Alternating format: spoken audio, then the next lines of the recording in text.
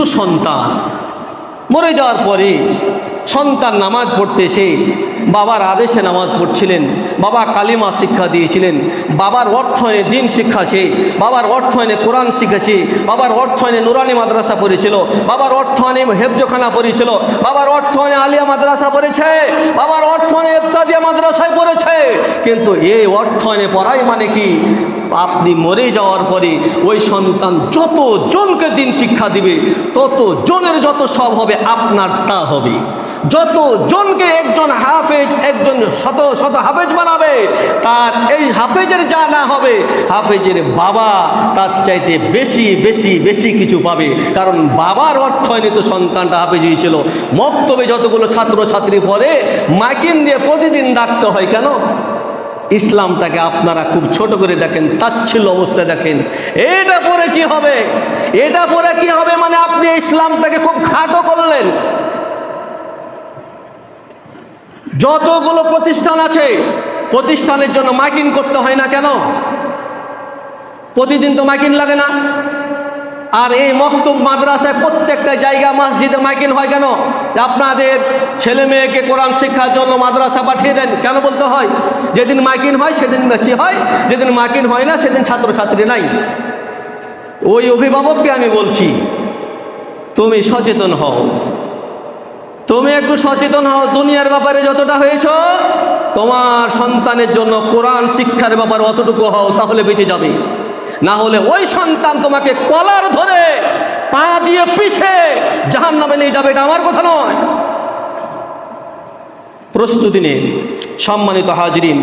এবারে আল্লাহ রাসূল সাল্লাল্লাহু আলাইহি সাল্লাম, এখানে আব্দুল্লাহ ইবনে আব্বাস রাদিয়াল্লাহু তাআলা থেকে বর্ণিত আছে, রাসূল সাল্লাল্লাহু আলাইহি ওয়াসাল্লাম বলছেন, যে ব্যক্তি কোনো ইতিমকে আশ্রয় দেয়। এবারে আমরা একটা জিনিস দেখি যে কন্যা সন্তান মর্যাদা দানের সুফল। আব্দুল্লাহ ইবনে আব্বাস রাদিয়াল্লাহু তাআলা আনহু থেকে বর্ণিত আছে, রাসূল সাল্লাল্লাহু আলাইহি ওয়াসাল্লাম বলছেন, যদি কোনো ব্যক্তি কন্যা সন্তান জন্মে এবং সে তাকে অন্ধকার যুগের রীতি অনুযায়ী জীবিত দাফন না করে, তাকে তুচ্ছ না করে, কেন কোনো পুত্র সন্তানে তার উপর বেশি গুরুত্ব মর্যাদা না দেয়। খেয়াল করেন, এখানে বিষয় আসলো যে ক্বালা রাসূলুল্লাহ সাল্লাল্লাহু আলাইহি ওয়াসাল্লাম, যে আগের যুগে জীবিত অবস্থায় নারীদেরকে কবর দেওয়া হতো। কোনো পিতা যদি এটা তা না করে, ঘরের মধ্যে একটা সন্তান এসেছে, সে যদি নিজে আনন্দ হয় আলহামদুলিল্লাহ পরে, এবং তার ঘরে আরেকটা সন্তান আছে, এই সন্তান থাকার কারণেই এখন এবং মেয়ে এবং সন্তান বলা হয়েছে যে তুমি এমন কিছু কাজ করো না যে তোমার মেয়েটা যেন বুঝতে না পারে যে আমার চাইতে আমার ভাইকে বেশি ভালোবাসছে, আমার চাইতে আমার ভাইকে বেশি গুরুত্ব দিচ্ছে। এবং রাসূল সাল্লাল্লাহু আলাইহি সাল্লাম বলেছেন, তুমি যদি বাজার থেকে কিছু ক্রয় করে নিয়ে আসো, খাবার নিয়ে আসো, প্রথমে তোমার সন্তানের হাতে দিও না। যদি দিয়ে দাও তাহলে তুমি ধ্বংস হয়ে যাবা। কারণ প্রথম খাবারটা তোমার মেয়ের হাতে দিতে হবে। কারণ মেয়ে যদি কষ্ট পেয়ে যায় তাহলে তোমার দুনিয়াও শেষ, আখিরাতও শেষ। এই জন্য আল্লাহ রাসূল সাল্লাল্লাহু আলাইহি সাল্লাম বলছেন, এমন কিছু তুমি কাজ করো না যে কাজে তোমার মেয়ে কষ্ট পেয়ে যায়, এমন কিছু ব্যবহার করো না যে কাজে তোমার মেয়ে কষ্ট পেয়ে যায়, এমন কিছু ভালোবাসা দেখায়ও না যে তোমার সন্তানকে ভালোবাসাটা বেশি হয়ে গেছে, মেয়েটার কম হয়ে গেছে, ছেলের জামার দাম বেশি হয়েছে, মেয়ের জামার দাম কম হয়েছে। এরকম যদি তোমার ভিতরে হয়ে যায় তুমি শেষ।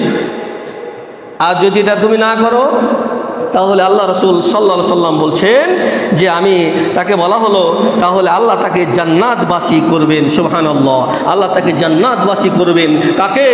যে মেয়েটাকে গুরুত্ব দিবে, যে মেয়েটাকে বেশি ভালোবাসবে, যে মেয়েটাকে বেশি সম্মান করবে, মেয়েটাকে বাইরে থেকে নিয়ে এসে খাবারটা আগে প্রথম মেয়ের হাতে দিবে।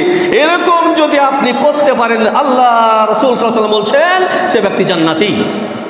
সে ব্যক্তি কি? জান্নাতি। এবারে একজন ব্যক্তি এসে বলল, ইয়া রাসূলুল্লাহ, আমার একটা উট আছে, তো সন্তানকে এভাবে নিয়ে চলে গেছেন, নিয়ে যেয়ে বলছেন একে আমি উটটা দিয়ে দিচ্ছি। তা আল্লাহ রাসূল বললেন যে তোমার আর সন্তান নাই? আছে। তাকে কেন দিছো? ভালো লাগে, ছেলে খুব খাটে, জমি জায়গা ইত্যাদি এরকম হয় না পরিবারে?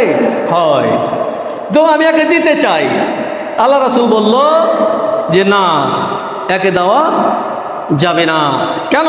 আল্লাহ রাসূল সাল্লাল্লাহু আলাইহি সাল্লাম বলছেন যে তোমরা এই ধরনের কাজ করো না। কারণ কি হবে, তুমি এমন কিছু কাজ করো না যে তুমি দুনিয়াতে কিছু এমন কর্ম করলে যে পরকাল হারাবে। তখন উনি নিয়ে যাওয়ার পরে উটটি ফেরত নিলেন। ফেরত নেওয়ার পরে আল্লাহ রাসূল সাল্লাল্লাহু আলাইহি সাল্লাম তাকে ডাক দিয়ে বললেন, শোনো, তোমার পরিবারের মধ্যে তোমার পিতামাতা সকলকে বলছি তোমাদেরকে, তোমরা পরিবারের মধ্যে কোনো দ্বন্দ্ব তৈরি করো না, পরিবারের মধ্যে কোনো ফাটাল তৈরি করো না। কোনো সন্তানকে বেশি দাম দিবে, কোনো সন্তানকে কম দাম দিবে, কোনো সন্তানকে বেশি সম্মান করবে, কোনো সন্তানকে বেশি অসম্মান করবে। অনেক জায়গায় দেখা যায় সন্তানের শুধু প্রশংসা প্রশংসা প্রশংসা, আরও 4টা সন্তানের প্রশংসা হয় না। বলা হলে এটা তুমি হক নষ্ট করলে, এটা হক নষ্ট করে পিতা, ওকে জাহান্নামে দেওয়া হবে। পায়ের পৃষ্ঠে সামনে ডেকে বলা হলো, তোমরা কখনো শুধু অর্থ সম্পদ কম বেশি করলে হক নষ্ট নয়, আরে প্রত্যেকটা সন্তানকে ভালোবাসায় এক হইতে হবে।